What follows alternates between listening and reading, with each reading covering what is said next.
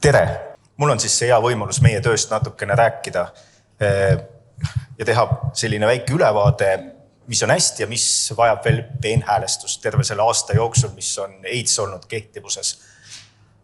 Ma kõigepealt, kui me enne kui alustame, kui teil on küsimusi, küsige jooksvalt vahele. Mina olen siin teinud väikse valiku, mis võiks huvitada teid, aga tegelikult on ju see, et te ise teate, mis teid huvitab. Ja kui tahate järelevalvega midagi läbi rääkida, midagi küsida, täpsustada, siis praegu on hea aeg. Et ärge häbenege küsida. Ükski küsimus, enamus küsimusi ei põhjusta järelevalvet. Kui selline mässe AIDS veel on, millest siin terve päev räägitakse, see peab, eks ole, aga kõik ülejäänud ei tule pähe, et peaks põhjustama mingisuguse järelevalve üldse.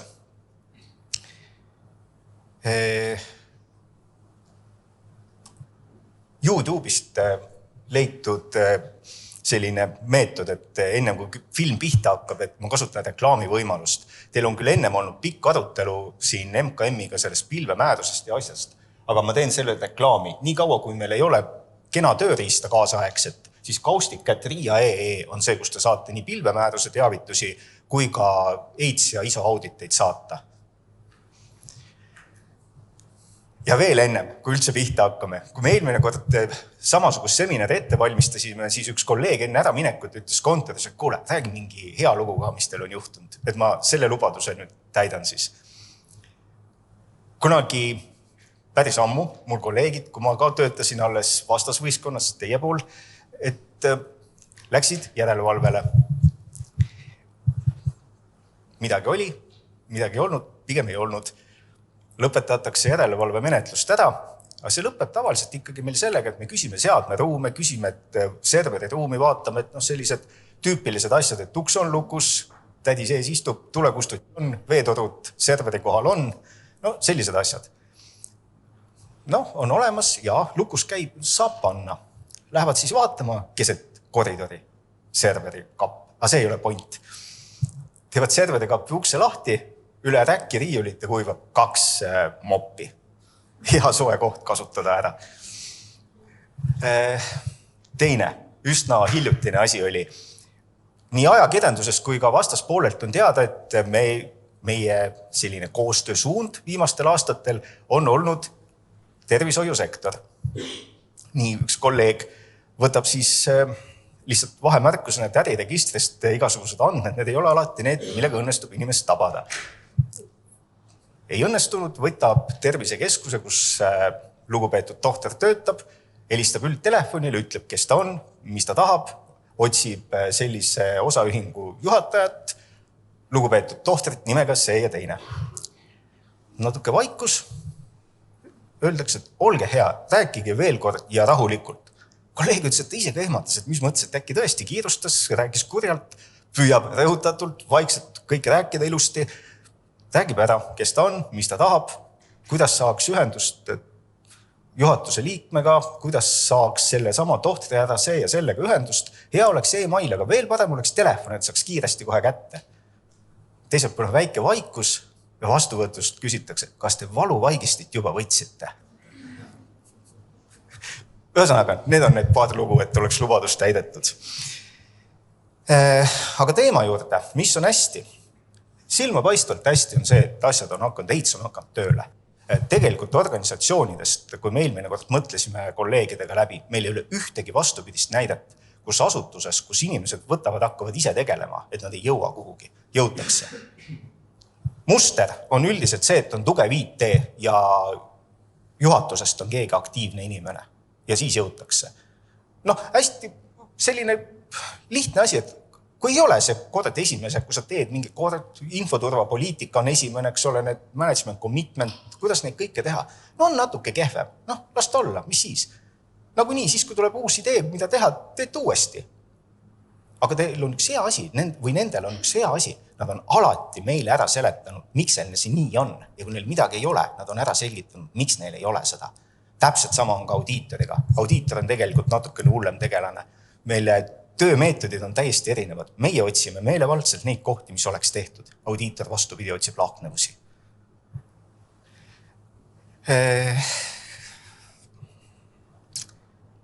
Organisatsioonid julgevad meiega suhelda, see on meie enda sisemine siuke hea asi. üks viimase aja näiteid oli, kus oli küll järelevalve all ja hakati tegema infoturvapoliitikat. No, väikses asutuses, ma ei mäleta praegu mitu töötajat neil oli, aga ta oli ikkagi keskmisest väiksem. Ja helistab järelevalvataja ja ütleb, et teate, me kirjutame sinna, me ei oska üle poole lehekülje kohe mitte midagi sinna kirjutada infoturvapoliitikasse. Lihtsalt suur küsimus, aga mis siis teha, kui ei oska kirjutada rohkem? Vastus on mitte midagi. See on ju teie asutus. Kui te ei oska sinna mitte midagi kirjutada, siis järelikult ei olegi sinna mitte midagi vaja. Tuleb 2 kuu pärast mõte, mis peab olema seal, siis kirjutategi. Versus see, kui see oleks kuskil copy vaste tehtud, mitte keegi ei julgeks seda muuta.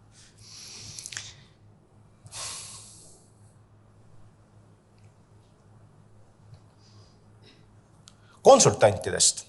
Panin siia kirja, et on tugevaid konsultante. Kui siin laua taga istub, siis kraapsa kummardus. Ega me üldiselt 2-3 sellist konsultanti, keda me ei tea, aga kes on tugevad, kes on näha, et nad suunavad. Nad ei tee asju valmis, vaid ilmselt on sellised tüütud tegelased, kes lasevad omal teha. Et loodame, et keegi istub ka siin saalis. Nii, siis järgmisena need, mis nii hästi ei ole. Need on umbes samad asjad, aga natuke teises skaala teises otsas. Pikad vahtu täiskorrad. Ma mäletan juba nõukaajast, ma olen nii vana inimene, ja kuidas see juristide ütlemine on, et mida rohkem paberit, seda puhtam pepu jääb. See ei kehti enam täna ehtsus. Pikad vahuskorrad, sellised, mis on vahtu täis asjad. Nad on riski lähemale. Nad on konkreetselt ohukoht. Kui seal on 12 lehekülge, näiteks uste akende lukustamise korrad või füüsilise turbekorraldus, teil on 10 töötajat, 2 ust ja 4 akent. No ei ole võimalik, et keegi selle läbi loeb. Ükski terve mõistusega inimene ei võta 12 leheküljelist uste akende lukustamise korda ja ei loe läbi seda. Aga allkirja paneb, ta ei saa muidu edasi töötada. Et see on üks niisugune paha koht. Me oleme hakanud kutsuma selliseid kombinaadi kordadeks asju. On tekkinud selliseid materjale, mille kirjavead on ka samad. Paar nädalat tagasi, kui eelmist seminari ette valmistasime, kontrollisime, viimati saadetud kirjavead on ikka samas kohas. No ei ole võimalik, et need sobivad kõigile asutustele. Tegemist ei ole profiiliga ega konkreetselt sellise ühe valdkonna võetud keskmistega. See on lihtsalt copy vaste tehtud. Need on tegelikult päris õudne asi. Veel hullem sellest, kui need samad korrad te võtate ja lasete kellelgi hakata täitma. Kujutage ette see sama kirjavigadega korrat. No võib-olla üldiselt te loed, eks ole midagi, kui sa asutust ei tea, kohale ei lähe, ei olegi midagi viga, võib-olla ongi kõik olemas, tundub puudu ei ole. Aga nüüd tuleb uus inimene tööle ja hakkab lugema. Ja hakkab täitma. Ma toon ühe näite ühest menetlusest. Samuti tuli pikk, see ei ole see sama küll, aga on see sama kord, vaid oli üks teine. Tulid meile korrad, füüsilise turbe korras oli ka evakuatsioon olemas, väga ilusti, väga detailselt. Üks nendest asjadest oli, et oli lahtetatud ära, et kui on mingi tuleõnnetus, tuleb minna ühtedel ühest uksest, teistel teisest, teise korruse varu väljapäärsust. Võrguskeem ja kohale minek andsid mõista, et seal ei ole teist korrust. Lihtne, muidugi me tegime ettekirjutuse, aga mitte sellele, et teine korrus ehitada, eks ole, vaid sellele, et teeke dokumentatsioon korda. Mis on sellise asja mõte? Keegi on tohutult aega raisanud selle dokumentatsiooni tegelemisele, et järelevalvest pääseda. Ei pääse. Järelevalve on õnneks või kahjuks selline asi, kes saab valideerida teie tehtud tööd. Mul küll on edaspidi üks slaid ja kõik, aga eitsuga ehk enesehindamisega on ju see hea asi. Teie ütlete meile, kuidas asi käib. Me tuleme küsima, et miks te arvate, et nii käib? Selgitate. Meil ei ole vastuväiteid, kui teil on põhjendused. Osadel on ka vormistamise nõuded, kuidas need põhjendused vormistada, aga neid on väga vähe eitsus. Ja nii lihtne see ongi sealt. Konsultantidega. Kui ma ennem ütlesin, et on head konsultandid, et tegelikult on olnud õnneks väga-väga vähe, aga me istusime ühega laua taga, kes võib kindlalt väita, kelle kohta võin kindlalt väita ja ütlesin ka välja selle, et ta ei ole isegi eitsu läbi lugenud. Ja ma selgitan, miks. ja see, kus istub inimene, me istume IT-asutuse juht ja ehituskonsultant. IT-asutuse juht kinnitab, et neil ei ole vaja koopiat teha. Arvuti kukub maha, läheb katki, rahaliselt väga kahju, aga me käime poes ära ja saame kohe uue. Tegelikult väga mõistlik situatsioon, kui sa ei tee omale koopiaid, sa hoiad kuskil infosüsteemis lepinguga kaetud. Nii, aga ehituskonsultandilt copy-paste kombinaadis toodetud korrad oli 7 või 8 korda, üks nendest oli varundamise kord, mis on alus infoturbe korraldamisel. Jõudsime selle jutuga, kuhu me jõudsime, aga küsimus, et miks ta arvas, et tal on neid 7-8 korda asutusel just neid vaja? Kas tahab keegi öelda, kust tuleb see asi? Ma vastan pigem ise. Korrad, eeskirjad, mida teil vaja on teie relevantsetest meetmetest. Meetmed ütlevad, te vaatate, et teil on vaja näiteks uksed aknad kinni hoida, ja tõesti on vaja, on selleks kord vaja teha või eeskiri. Te kaalute oma asutusel, kui teil on 3 töötajat ja käite iga päev kohvil, siis te lepite kokku, et viimane kustutab tule, lukustab ukse ja vaatab, et aknad on kinni. Kui teil on 300 töötajat, siis on tõenäoliselt vaja mitu korda teha. Aga tagasi tulles sellele jugule, see mees ei olnud seda ehitusel läbi ka lugenud. Ta ei osanud isegi valetada, et kust tal need korrad tulevad või miks ta neid võttis. Küsige konsultandilt midagi tõestuseks, et ta on selle vähemalt läbi lugenud. Ehitusnõuete dokk on piisavalt keerulise sõnastusega seda esimest korda lugeda või mitte lugeda, aga kui te olete natukene seda lugenud, te teate sealt kohti, võtke küsige midagi üle, mingid tüüpilised asjad. Et see on küll õnneks ainult üks näide, aga see on suht ehmatav.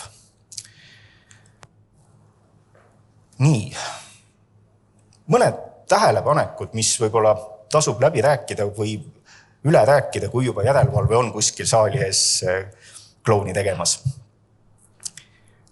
Ma olen nüüd hästi palju rääkinud, aga selle kaitsetarbe määramine. Kaitsetarbe määramine tuleks teha ise väga lihtsal põhjusel. Muidugi kõik tuleks ise teha, aga see on eriti, see paistab kohe välja, kui ei ole tehtud. See jutt ei kehti nendele, kes on profiiliga. Profiilil on teine asi, see on juba siis teie eest ära tehtud. Aga üldiselt, kui kaitsetarve ei ole õieti määratud, siis tekib küll pahandus, aga mis on sellest hea, on see, et kui te võtate kaitsetarbet, hakkate määrama, asutuse juht peab olema kaasas. Sellepärast, et tema võtab selle kohustuse, ta teab, mis seal on. Ja üks hea asi on, kui ei saa tihti peale mingit raha IT-asjadele, võib-olla moodsatele ukselukkudele ja nii edasi. Kui kaitsetarbe määramisel, võib-olla ma kasutan vale sõna, aga see on natuke parem mõjude hindamisel, et mis on see mõju, mis juhtub või see kahjumäär, mis toimuks. Kui kahjumäära ütlete asutuse juhile, et näete, meil võib olla nädal, olgu äriettevõttes on see hea näide, meil nädal aega tootmine seisab, meeletu kahju.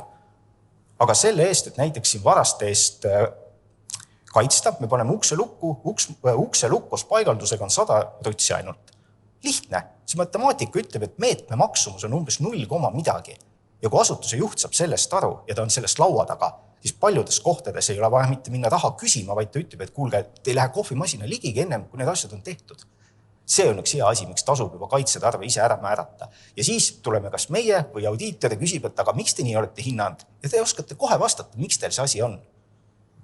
See on üks asi, mis on kuidagi olnud tähelepanekutes.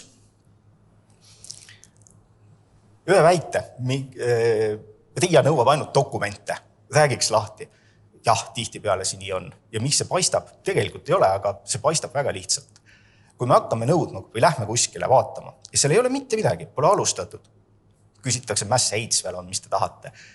Mida me nõuame? Me nõuamegi algatust. Et kõigepealt algatad, ütled, kes teeb ja ta võtab ja loeb läbi selle. Muidugi see tuleb dokumenteerida. Sellel on, eks ole, kas algatamine, juhatuse kohustumus, mis iganes need asjad enda nimi on või on ka infoturvapoliitika lihtsalt. Muidugi me nõuame dokumente. Versus on teine pool, kellel IT on ammust ajast hästi korras, võib-olla iskegi juba kehtib ja neil ka ei ole mitte midagi tehtud.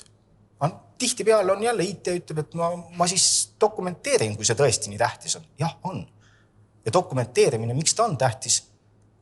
IT või keegi teine võidab miljoni, läheb minema, olgu see ei ole väga usutav, aga tõstab hinda või läheb riidu, see on palju usutavam.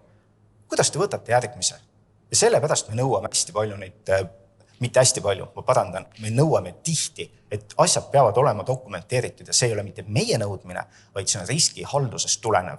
Neid asju, mida teil ei ole vaja dokumenteerida, te saate kohe aru ja te selgitate meile, miks ei ole. Ja see ongi nii-öelda asutuse enda arvamus. Et sellest on lihtsalt endal hea tunne, et see dokumenteerimine on lahti räägitud, miks me seda nõuame. EITSU algatamise dokument on üks asi, mida me tihtipeale näeme, et seda ei ole. Ta on üks väheseid vormistamise nõudeid, olgu mitte väga täpselt. Aga miks me sellest räägime? See on see koht, kus võetakse kohustus. Me teeme EITSU, väga tore.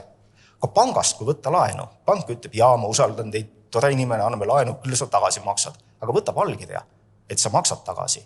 Ja seal on kirjas, et juhul, kui sa ei maksa, siis on see fine print on meil määrusest.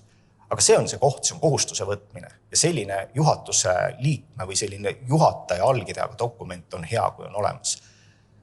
Suur tõenäosus audiitor ka küsib seda.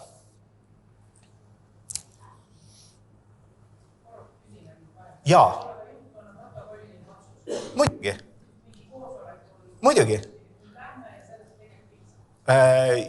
Teoreetiliselt jah, ja tegelikult, kui ma ei saa küll aru, aga kui seal on näha seda, et asutuse juht ütleb, et keegi teeb EITSU, kas või on töögrupi moodustamine. Muidugi, see on ju algatus. Kuidas sa töögrupi muudad? Kas seda peaks sõna-sõnalt paremini tegema? Meie jaoks nagu ei ole vaja, kui ta ise ei leia. Aga samas, kui ta on üks väheseid vormistamise asju, miks mitte teha? Aga jaa, meie oleme neid asju küll kõike lugenud, mida saab lugeda dokumendiks, neid ka lugenud. Ma ütlen igaks üks vahel, me rõhutame hästi tihti seda menetlustes. Ükki dokument toob meile, nõuame midagi, mida te tunnete, et teil ei ole vaja, siis seda ei ole vaja. Ja nii ütelgegi ja põhjendage. Meie asi on küsida, miks te nii arvate. Sellest ma käisin juba läbi, et EITS on olemuselt enese hindamine. IMR-i vajalikkus ja miks meie ka seda tihti meie koostöö praegusel hetkel üldiselt lõpeb sellega, kui IMR on olemas. Ehk siis infoturbe, meetmete, rakendusplaan. See on lihtsalt teejuht. Te teate, kus te olete, teate, kuhu minna ja asutuse juht ütleb, et jah, ma tean ja nii kaua võib juhtuda selliseid asju. Või ütleb, et ei, nii enne me ei lähe kohvimasina ligi, kui kõik on. Siis mõned tähelepanekud. Üks hästi populaarne mul läks natukene üle.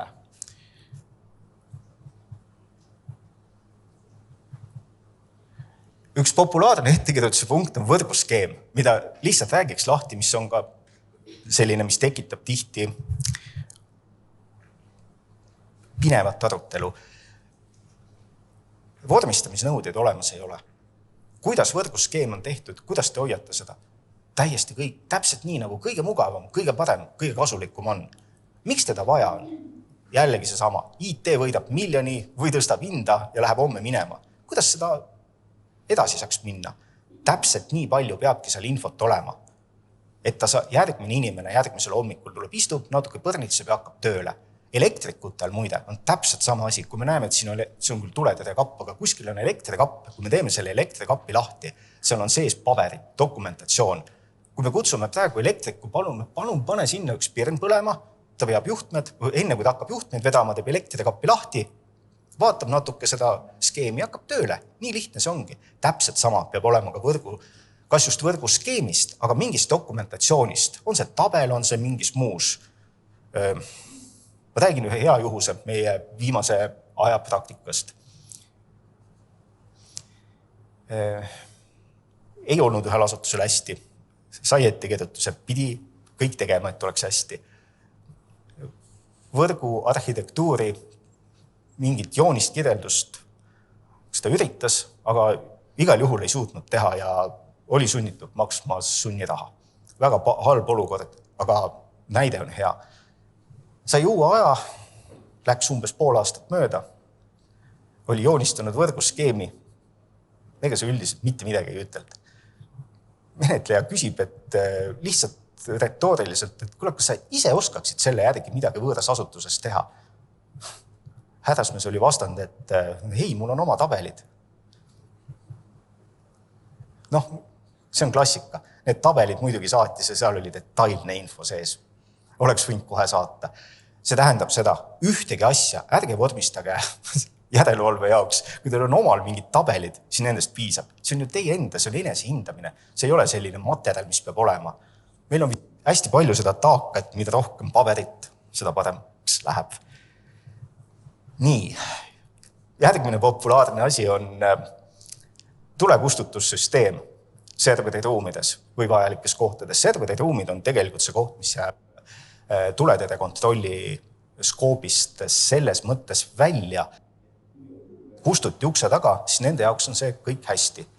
Kui väikese tulekahju korral pulber kustuti, keegi sealt ukse vahelt sisse laseb, teie käest saab ilmselt tappa selle eest, sest ega sealt eriti palju seadmeid enam ei ole kasutatavaid. Ehk siis see maksab jällegi väike 5-kilone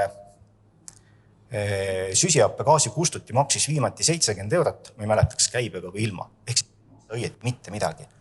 Aga tema olemasolu päästab päris palju. Ja seda on asja, mida me julgeme ilma riskianalüüsi kõrvale panemata öelda, et see peab olema. Sest mitte ükski riskianalüüsi lase teil serveri ruumis hinnata, et las põleb.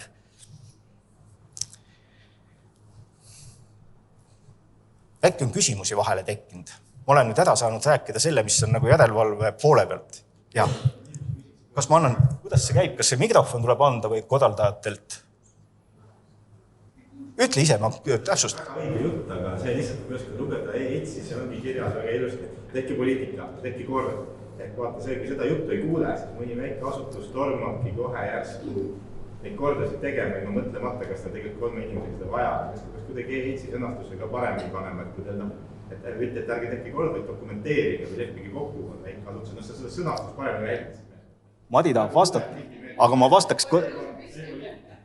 vastaks kõigepealt ise, et üks hea asi on jällegi lugeda EITSU portaal läbi. Ma ei tea, palju meil aega on anus, kui mul läheb aeg üle, siis ma ei näe siit kella. Väga hea. EITSU portaalis rakendusjuhend praegu, mis ei ole küll määruses sees, aga ta on olemas seal. Seal on ilusti kirjas, mis on kord, mis on eeskiri, kuidas peab olema vormistatud ja kuidas võib mitte olla. Vaadake, seal on väga lihtsalt öeldud. Ehk siis see vastus on tegelikult see, et kõik ei pea olema dokumenteeritud ja see on ilusti rakendusjuhendis kirjas. Kui oleks aega, siis ma näitaks, aga ma vaatan, et meil vist ei ole. Aga ma kinnitan. Just.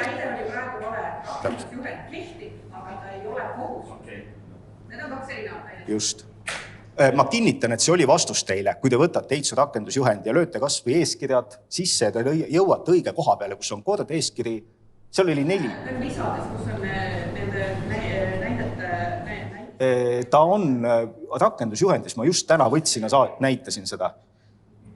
Ei, ma nõus, aga siis tõenäoliselt hakkab nagu meetmega hakkama, siis tihti jääb mulje, et sa peaks tegema mingit ilmust poliitika, et see mulje on petlik, et ma sain teada, et ei pea. Ma täpsustan. Riia ütleb, et te peate tegema täpselt nii palju, mis on teie vajalik toimepidevuseks, turvalisuseks. Nende asjade jaoks on vaja korrata. Kui teil ei ole neid vaja, siis meie jaoks ei ole vaja teha. See oli. Kas on veel küsimusi? Ma täpsustaks, et piisab sellest, kui te teete ühe dokumendi, kus on kõik need korrad ja poliitika ühes kohas. See ei pea olema iga asja kohta, iga punkti kohta oma eraldi dokumente. Me oleme näinud, kus ongi 5 lehekülge teksti, mis hõlmavad kõiki neid punkte ja see on väga okei. Aga nagu üldiselt ma julgeks öelda, et kui on ikkagi juba üle 3 või 5 inimese, siis ikkagi ta võiks olla dokumenteeritud. Lihtsalt see, et me juba oma vahel saame aru, milles me ikkagi siis kokku leppisime, teil on endal lihtsam. Aga jällegi see, mida Aare tahab öelda, on nagu see, et ei ole vaja iga punkti jaoks toota eraldi dokumenti, vaid kui ongi nagu tegu väikese asutusega, siis neid võib kõiki kokku panna. Aga suure asutusele võib kokku panna. Siis asutuses võib see inimene ära minna ja tuleb uus, siis ta on hea. Te olete õigel teel. Täpselt nii ongi. Kui on selline asi juba mõte, siis pigem tasub seda teha. Lihtsalt see võimalus. Ma toon ühe näite jällegi, see võib-olla on lihtsalt hea asi. Me käisime ühel menetlusalusel külas, kellel oli, õnneks IT oli lihtsalt seda, tegi mitmes asutuses ja ta oli enda jaoks dokumenteerinud, seal oli kõik väga ilusti korras. Neil oli 3 töötajat, neil oli ühes toas 2 arvutit, teises toas 1 arvuti. Kui ta oleks ütelnud, et teate, võrguskeemi näete meil koha peal ja oleks meid juhatanud täpselt 2 ukse vahele ja ütled, siin kohas on meil seda näha, juhtmed olid ka maas ripakil, siis oleks ka okei olnud, sest see 3 arvutiga asutuses ongi näha, kuidas need asjad läksid. Aga 300-ga ilmselt ei ole. Nii, mõni minut veel aega. Kas on küsimusi, mis oleks kõige parem variant? Mul on veel mõned slaidid, aga neid võime vahele jätta. Seal on informatiivne, et saate ise vaadata. Ma panin igaks juhuks sellise asja, et kui meil õnnestub koostööle asuda, siis te ilmselt saate, kirjad on natuke erinevad, aga mõte jääb samaks. Aga punasega joonitud asi. Tänapäeval ei tee enam paberil Excelis väga paljud asutused. Kui me küsime teilt asju ja palume saata, need on mingis tööriistas, andke teada, võtke menetlejaga ühendust. Et neid, kui te ikka tunnete, et te peate nägema vaeva pool päeva selle jaoks, et meile mingit materjale toota, teil on need olemas, pigem rääkige menetlejaga, et see on selle asja mõte. Et neid saab vaadata kas koha peal, mida me alati tuleme koha peale vaatama. Nii. Muud ei olegi. Kopeerisin lihtsalt ühe ettekirjutuse, kellel eriti palju midagi ei olnud. Selline see näeb välja, et tehke korda. Mitte midagi eriti rohkem ei ole. No, ettekirjutuses on jah punkt veel selline, et või muidu.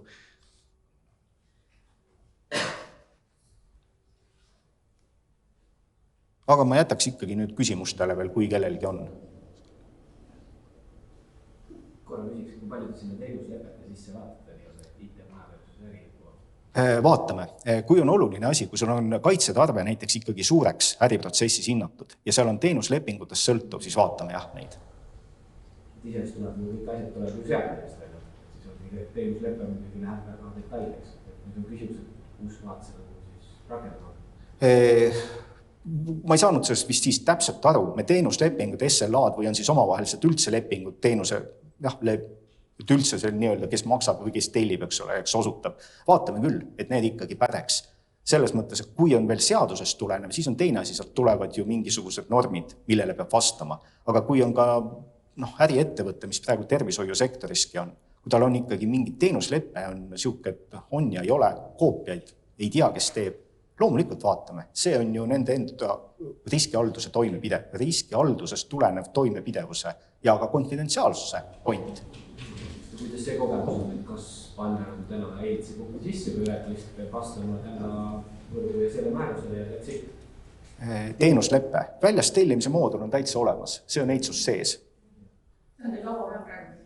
Ja teil on järgmine kohe ülesanne, et järgmine punkt tuleb vastuseks. Jah, et täpsustades siis me vaatame seda, et lisaks sellele, et mis teenust mina saan ja palju ma sellest maksan, me vaatame, et seal ikkagi mingisugused õigused ja kohustused ka küberturbe valdkonnast oleksid kirjas, et millistele nõuetele see süsteem peab vastama, mida siis ettevõtja kasutab vastavalt.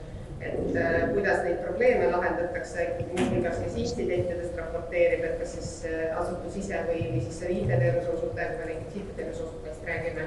Ja jah, et oleme ka näinud seda, et öeldaksegi konkreetselt, et jah, peab vastama üldse nõuetele ja see tegelikult väga hea puhus, et meile väga meeldib, kui see puhus sees. Ja see võib-olla võtab ka seda nagu mahtu ka sealt lepingut nagu päris palju ära, et üksikasjalikult oleme, kui ilmselt tekib uusi moodeleid, siis nagu ka automaatselt tekib nagu see kohustus ikkagi nendest asjadest nagu nendele asjadele nagu praegu. Minu poolt kõik. Ma panin siia sellise slaidi, mis on küll Benny Hillist kunagi tuttav, mis oli hirmus naljakas, aga nende kordade ja kombinaadi kordadega kahjuks on selline asi, et ega ta ei päästa rohkem kui see, et sai kunagi naerda. Olgu, aitäh!